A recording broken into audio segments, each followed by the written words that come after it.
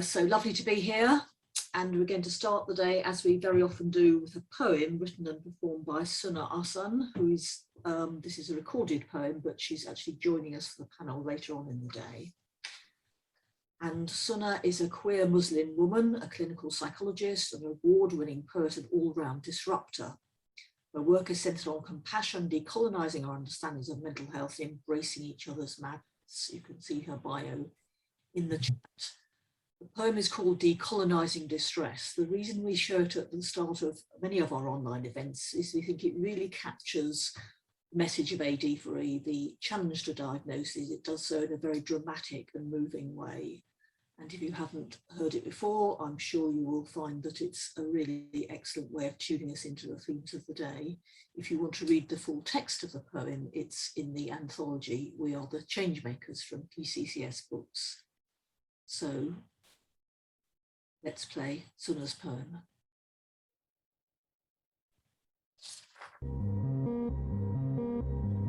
This world will tell you to keep your distress in sealed letters of lips behind shiny white envelopes that no one need read. They will stamp it with a diagnosis, label your suffering an illness. They will call it depression, while you call it the natural effect of oppression. They will feed you pills to cure social ills, medicate injustice. They will name the imbalance of power in society a chemical imbalance in your brain. They will refuse to understand the causes of your pain. They will attempt to colonize the earth of your mind with language your mother tongue cannot swallow, and you will be lost in translation, searching for Urdu subtitles so that your grandmother might understand. As they offer terms like anxiety disorder and post-traumatic stress disorder, and you will wonder what this apparently ordered way of living is. A filing away of feelings into categories of cabinets that cannot be contained. But you must remember that this feeling is not a sickness. But you must remember that they once called homosexuality an illness of the mind. Remember that there was a time that they once labelled runaway slaves as mentally ill for desiring freedom. Remember that they still deem psychosis as a black disease. So please remember and keep feeling. Keep feeling. Cry on the tube in front of passing strangers. Wear the cuts on your thighs like beautifully inked tattoos. Put your sadness on like it is the silkiest shirt in your wardrobe. Two-step with the grief anchored to your feet like they're your freshest pair of Air Force Ones. So let your tears fall in protest.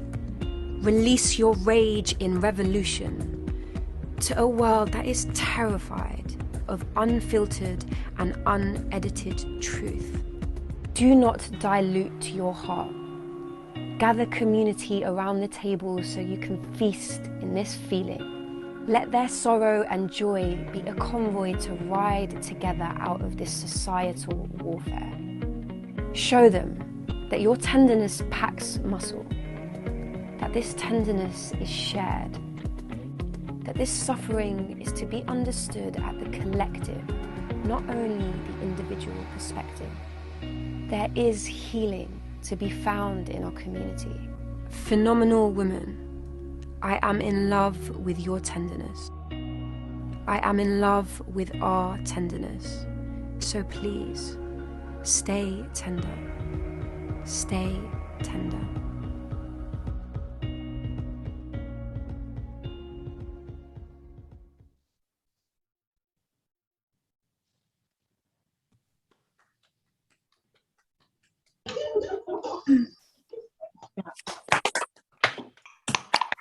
Great. Wow, fabulous. Nailed it. Amazing. It's very, very moving. Very good. Very powerful. Beautiful. Amazing. Thank you. you, Suna. That poem always has that effect. There couldn't be a better way to start the day. So thank you, Suna. And as I say, she will be part of the panel debate a bit later today.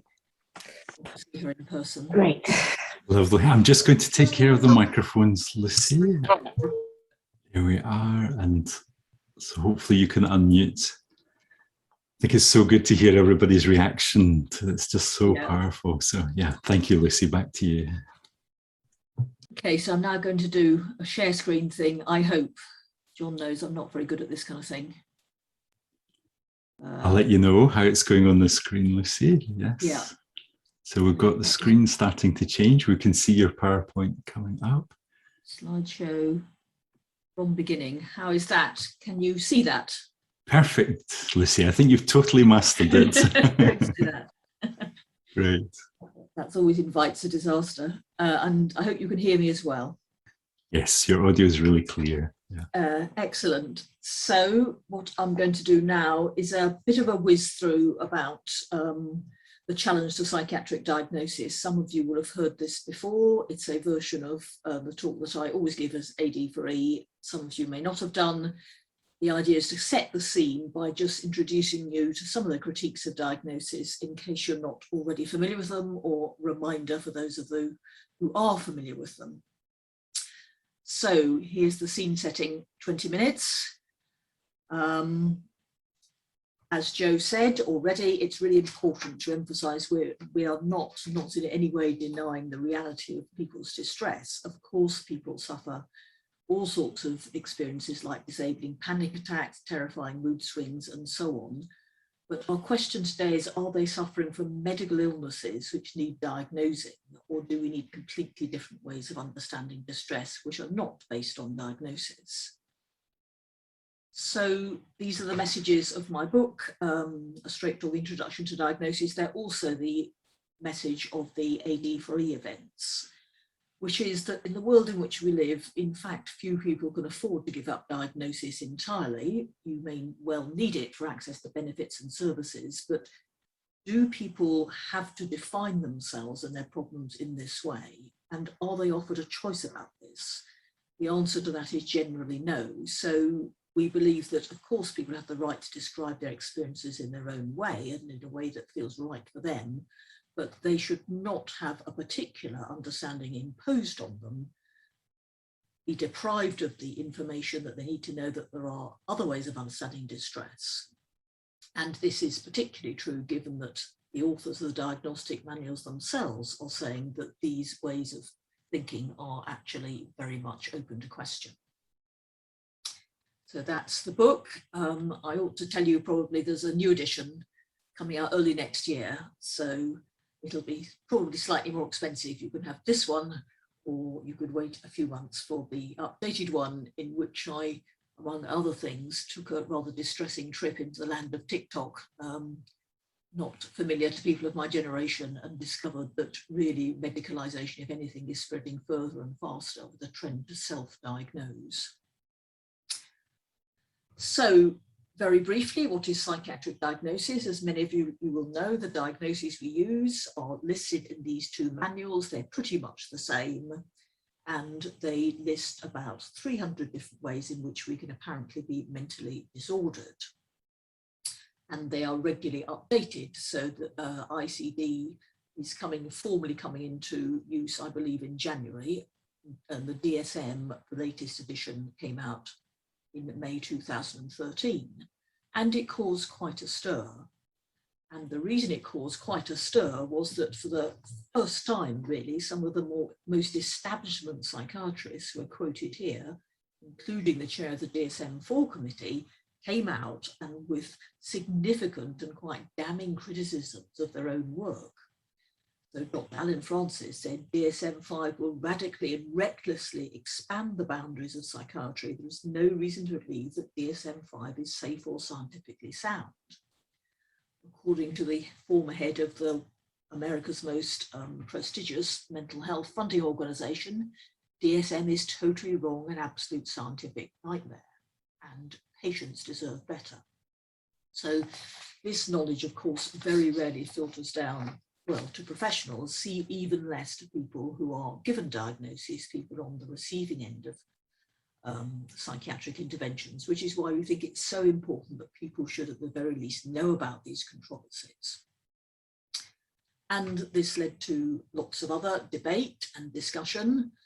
Are we seeing the end of psychiatry as we know it? So these are the kind of quotes that I like to collect about a number of different sources and different people and different organizations saying there's something very serious going on here. Psychiatry is in crisis, psychiatry seems to have lost its way, is psychiatry dying?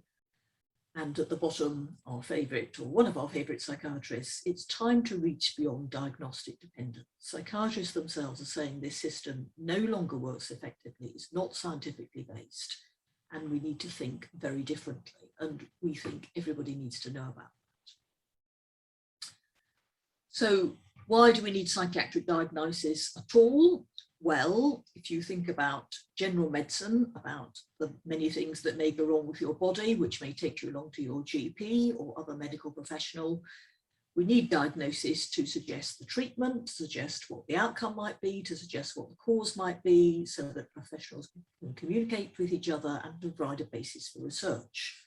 And I would argue that diagnosis actually performs all those functions quite poorly in psychiatry. As you may well know from personal experience, if you hang around long enough, you get every label that's going on what seems like, and what I would say is, a pretty random basis. But even more importantly, every branch of science, and medicine is a branch of science, depends on being based on a reliable and valid classification system. So biology and physics and chemistry and so on, we need to be able to distinguish between different atoms and to work out how they interact with each other to produce chemical substances and so on. In biology, we need to be able to define different species. And in medicine, we need to have a basic system which says this is this disorder or this illness and not that. If we haven't got that, we haven't got a starting point for anything else, really. We haven't got a starting point for selecting the right treatments. We haven't got a starting point for research. You know, we're really left with a series of guesswork. As Peter Breggin, a psychiatrist himself, said, without diagnosis, psychiatry becomes something very hard to justify or defend, a medical specialty that doesn't treat medical illnesses. So I think we can see that the critique of diagnosis is absolutely fundamental to everything else that psychiatry does. Everything else depends on having a reliable and valid classification system. And that's exactly what we don't have, because in Dr. Alan Francis's rather revealing words, there's no definition of mental disorder and you just can't define it, it's bullshit. An interesting view, and I wonder how many people among our listeners today who might have been given a psychiatric diagnosis were told at the same time, of course, the people who drew up these manuals are also saying that you can consider this to be a form of bullshit. I suspect you won't. So to look into it in a little more detail, these are some of the diagnostic criteria for what is said to be the most serious form of mental illness. Mental illness is not a term I would use, but it's a term that the manuals would use. Schizophrenia, and you don't need to read all that. But if you have a look at that, these are the criteria, these are the basis on which people are given a diagnosis of, in this case, schizophrenia. Bizarre delusions involving a phenomenon that a person's culture would regard as implausible, prominent hallucinations of a voice, and so on. And if we take this a little bit further, these are some of the prodromal, i.e. the symptoms you may get before a breakdown, or residual symptoms, so-called, you may be left with afterwards: marked social isolation or withdrawal, marked impairment in your role functioning, markedly peculiar behavior, that's an interesting one, marked impairment in personal hygiene and grooming, odd beliefs or magical thinking, and so on. So it doesn't take a lot to work out that there's something a little bit odd about these criteria. They are not things like kind of blood cell tests or abnormal cell functioning or anything like that. They're not the kind of criteria that we use in other branches of medicine. They are essentially statements about people, how people ought to think and feel and behave. And how do we make those judgments? Markedly peculiar behavior. Who decides what's peculiar? Who decides what's normal? If you put in the context around any of these criteria, I think you can see that there are always circumstances in which those behaviours or feelings might be understandable. Hoarding food, maybe, you need to do that in some circumstances where food is scarce, like Brexit. Collecting garbage or impairment in personal hygiene. If you're homeless, you will not be able to keep your personal hygiene up to standards. Odd beliefs or magical thinking, we all at times have superstitious beliefs. So it suggests something very different about these criteria, which is actually not the same kind of process that we go through when we decide whether someone's suffering from a medical illness of some sort. This is even more apparent when you look at one of the most stigmatizing diagnoses, borderline personality disorder. So these criteria describe very real experiences. There are people, of course, who feel desperate and angry and distrustful, but what we know about many of the people who are so labelled, and they are very often women, is that they very frequently have past experiences of serious trauma and abuse. How do we expect people to behave in relation to others if they have long-term experiences of trauma and abuse? Well, we might realistically expect them to feel very desperate, to feel very uncertain in relationships, to feel very angry, to feel very distrustful. And indeed, many critics have said this. Inappropriate anger, a so-called symptom of borderline personality disorder. Who decides what's inappropriate? And in the words of this critic, fighting back may be seen as an appropriate response. And in the words of the Sam Warner from the first quote, what diagnosis does, as you can see, is turns normal, understandable reactions, which need to be listened to, heard, which are valid in the context in which they arise, into a matter of individual pathology. There's something wrong with you. So how do we decide who's mentally ill? Well, I think we can see from that brief look at the criteria, there is no absolute cutoff between well and ill. We all are at some point along the spectrum of so-called symptoms at some point in our lives. Recent research, in fact, shows that by the age of 45, 9 out of 10 of us will reach or have reached the criteria for one or other mental illness, so-called, by the time we're in our mid-40s. Presumably by the time we're in our 60s or 70s, that may account for almost all of us. And the criteria are all essentially subjective because there are no medical tests for mental health problems. This often comes as a surprise to people. There's no firm evidence of biochemical imbalances, faulty genes, all the other things that we are often told about the causes of so-called mental illness. If you're feeling very desperate and low, go along to your GP. They don't do a test of your serotonin levels in order to be able to say, yes, I think you are depressed. This is, simply a form of false explanation that has become deeply embedded in many people's minds, but actually there's never been any evidence to support it.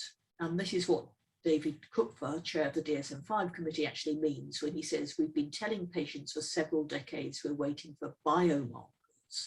By biomarkers, he means actual concrete evidence that people do, for example, suffer from certain types of chemical imbalance, which are associated with particular kinds of disorder or mental illness, and which can be targeted in forms of treatment.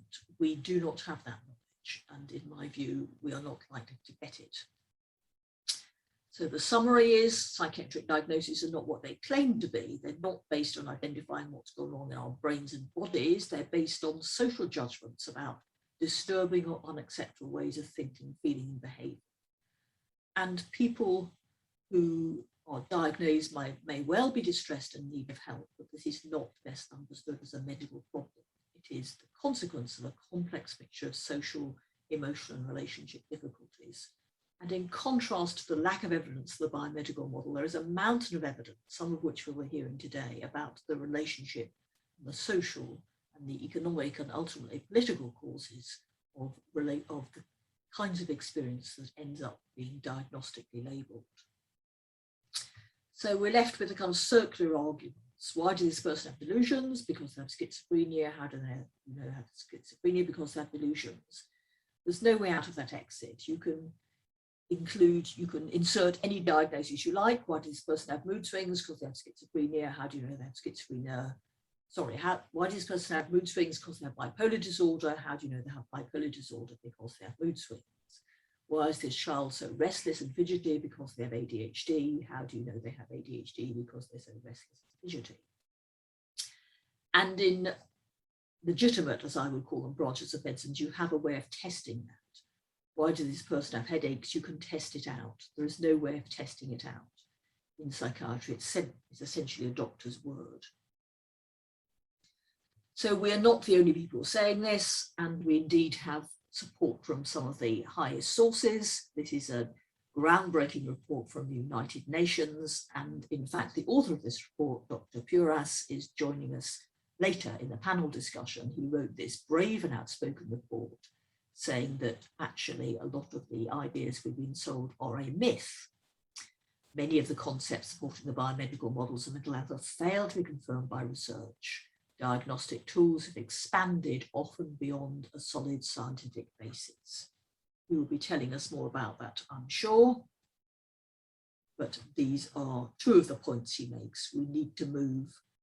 We need to look at more social determinants. We need to look at what's happening in people's lives, and we need to move from the chemical imbalance to the power imbalance. Meanwhile, the trend is going in the other way because there is I think, a very regrettable movement called the Movement for Global Mental Health. Not everything that happens under that banner is unhelpful, but a lot of it is based on psychiatric diagnosis. It's based on exporting our own failed diagnostic model developed in Western and Westernized countries to countries and cultures that do not have it, and in my view, do not need it. And because this model is so largely accepted, this is seen as a very benevolent thing to do. These lower middle income countries that have a treatment gap, so-called, all these people who are distressed and there's not enough pills to go around, is one way of looking at it. But psychiatrists like Sue and Fernando, probably another of our favorite psychiatrists actually, have argued that this is another form of colonialism. It's not about exporting missionaries or British rulers.